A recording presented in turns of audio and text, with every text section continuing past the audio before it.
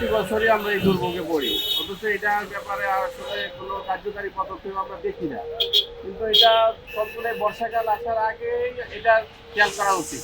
সমস্ত ড্রেনগুলো যদি পরিষ্কার করা হয়, আমার মনে হয় না যে এত পানি হয়। পানি হতে পারে, বৃষ্টির সময় অবশ্যই পানি হবে, কিন্তু বৃষ্টির সাথে সাথে আমার পানিগুলো চলে যাওয়ার কথা, কিন্তু এখানে যায় না। 3-4 দিন, আজ 1 সপ্তাহ 10 দিন হয়েছে আমাদের এখানে এই পানি জমে আছে, আমরা এই দুর্ভোগে পড়ছি। এইখানে কালকেও 2টা মহিলা পড়ে গেছে এইখানে ড্রেনে, আমরা হাত ধরে তাদেরকে টেনে উঠালাম, আহত হয়েছে। রিক্সাওয়ালা মনে হয় সম্ভবত পা ভেঙে গেছে।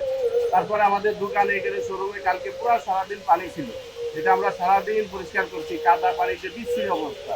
ড্রেনের পানি, এটা তো পাড়ালেও আমাদেরকে এটা অ্যালার্জি, চুলকানি এগুলো তো হবে, এগুলো দেখা যাচ্ছে এরপরে আরো দুর্ভোগ বাড়বে মানুষের। তাই আমি চাই সরকার অবশ্যই এটার ব্যাপারে পদক্ষেপ নেবেন এবং পানি ছড়ার সাথে সাথে পুরো ড্রেনগুলো পরিষ্কার করবেন লোকজন দিয়ে, এগুলো একদম ভিতর থেকে ময়লাগুলো তুলে একদম বুড়িগঙ্গা পর্যন্ত যেটা লাইন আছে এগুলো পরিষ্কার করা উচিত আমার মনে হয় আর কি।